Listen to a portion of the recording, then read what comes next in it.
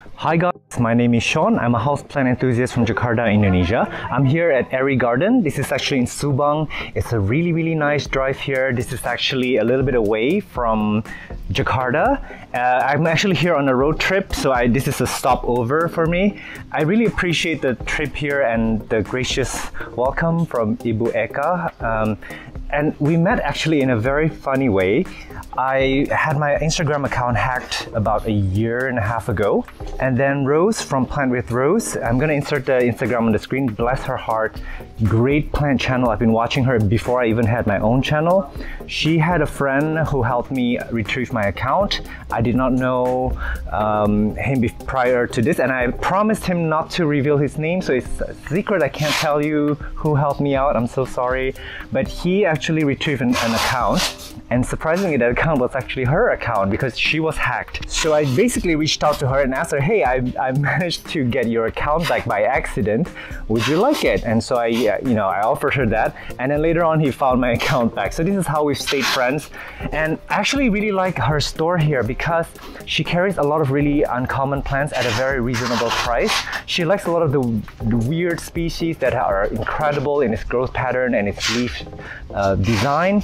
So yeah, I've been buying a few things from her ever since, and this road trip gives me a chance to stop by and look at her collection and meet her in person and hear her story. So I'm going to actually share her story about how she started this whole place. It is actually very fascinating, but I'm going to do that while I give you a tour of her plants. Here we are in the front of the, I would say, nursery or shop.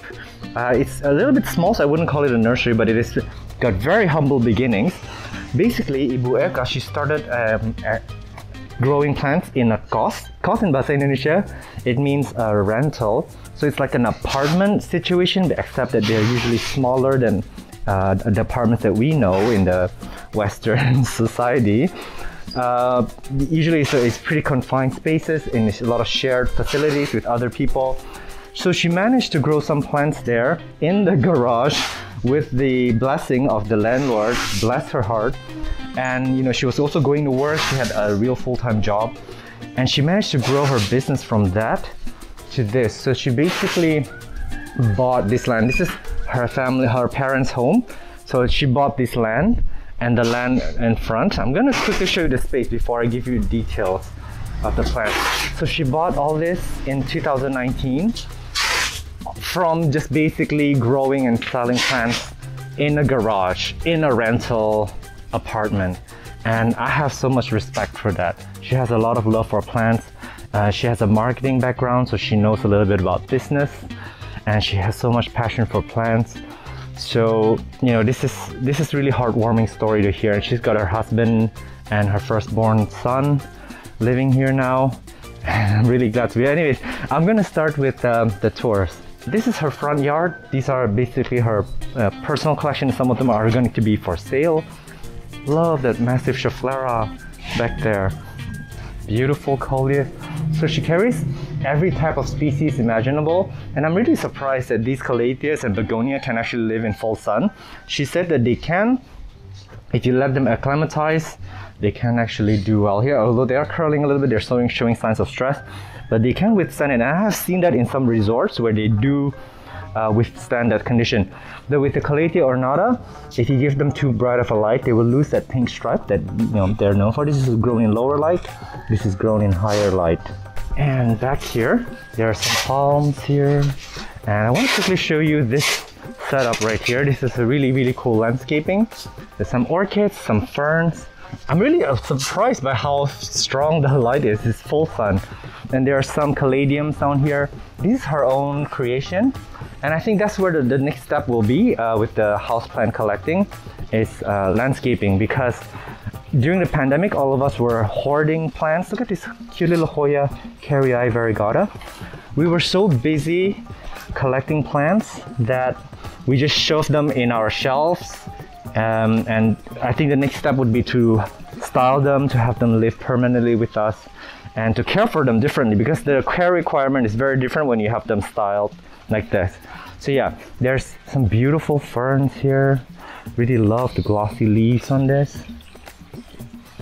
And this one's really interesting too. They're coming in hot in the market.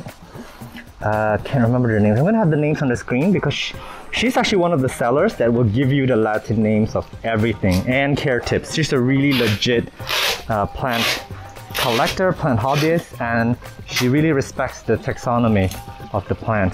This is a ponytail palm, really cute. That's the butt here. And there's more landscaping going on back here. A lot of Colocasias. I want to quickly show you a few of them. This one's really cool. It's massive. And look at the trunk on this one. Really, really beautiful trunk. I'm gonna have the name on the screen. So this is one, and this is another species. Sorry, this one. This is another species. I don't know, I would imagine they would be the mojito, but apparently there's another name for it. And this is a really beautiful tree fern down here. There are a lot of babies there.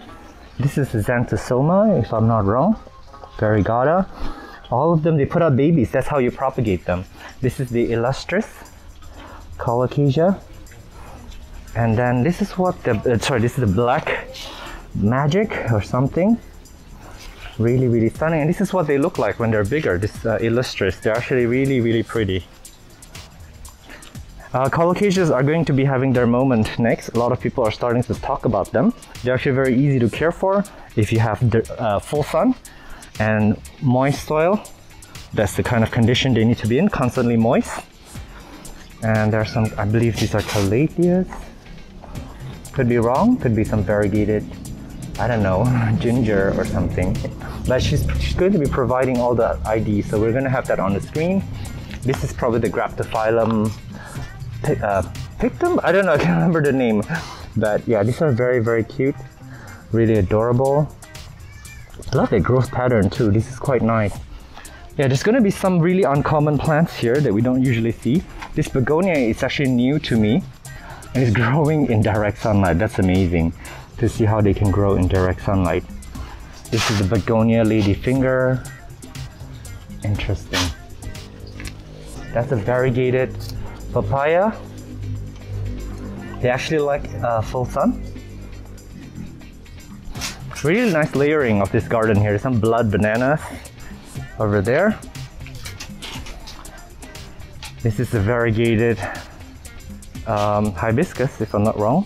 Waru. Look at how pretty the leaf is. Very nice. Some croton.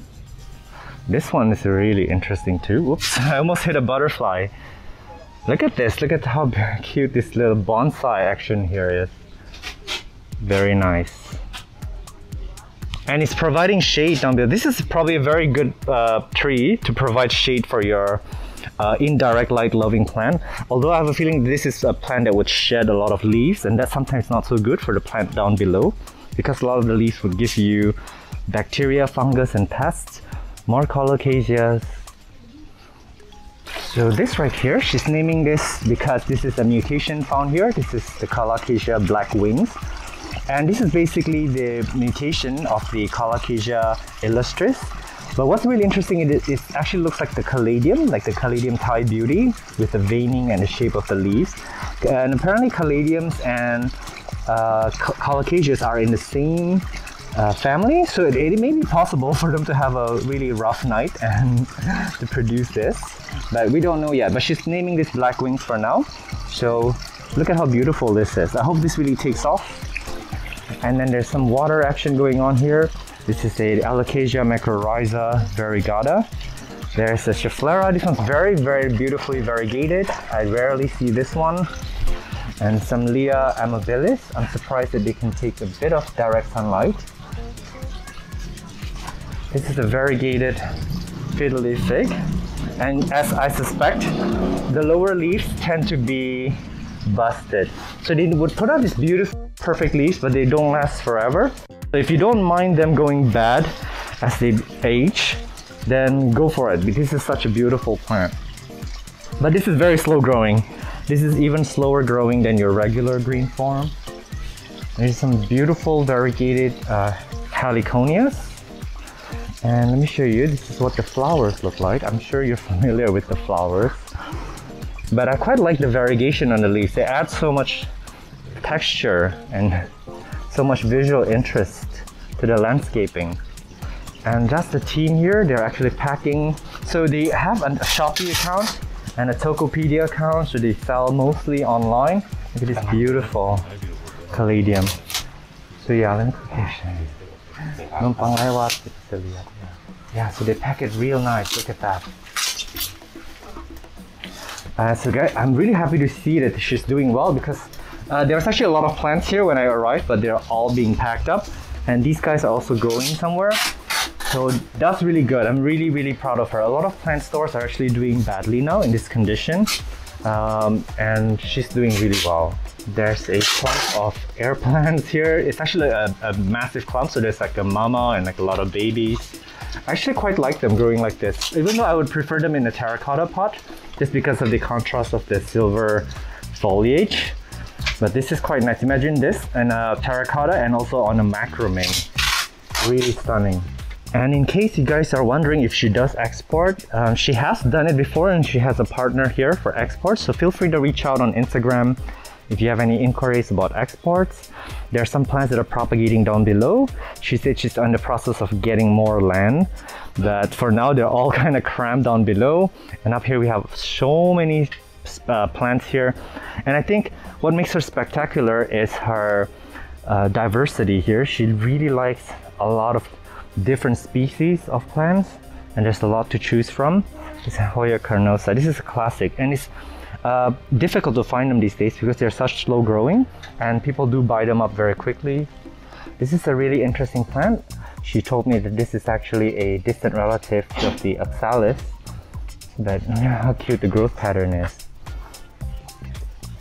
Really enjoy this one. A lot of jungle cacti here, and there's a lot of caladiums. Sorry, cat got my tongue. There are a lot of baby caladiums here. They're actually very easy to propagate. Watch my videos in case you haven't seen how they're propagated. But there are actually very many forms of them, many mutations, many hybrids to choose from. So you know, if you want to collect these, if you want to get serious into collecting, there's actually many forms that you can get into. Or if you just want a few of them in your landscaping or in your indoor jungle, you can actually take your time, choose, find. This one's funky. It looks like an Colocasia. But find a form, find a shape that you like, because it can get overwhelming. There are literally hundreds of species here, and this one's like the more green form, more understated ones. But yeah, there can be so many varieties here. Can be overwhelming. Take your time. You don't have to own all of them, but you can appreciate them and then figure out if you want one in your home. But they do need full sun. They need frequent watering, fast draining potting mix, and what else? I guess that's it. They're pretty easy to care for otherwise. They really do need a lot of direct sunlight. And we were just talking earlier about scandapsus. There's actually a lot down here. They have gone down in price, as in the common ones, although there are some pretty rare and expensive ones coming into the market now. Some variegated ones and things like that. Those, if you want to be an early adopter, go for it, get those, but their prices are going to come down too. They're quite pricey now, but it's quite worth it because they grow pretty fast, and if you want to propagate them and make a quick buck out of it, you can still do that. But yeah, just keep in mind, scandapsus, they grow pretty steadily, they grow pretty fast, so their prices won't hold for long. Crassula ovata variegata, love seeing these around. They're actually very inexpensive. Look at this Peperomia rosso that's flowering profusely. Hoya undulata, always pleasure to see these.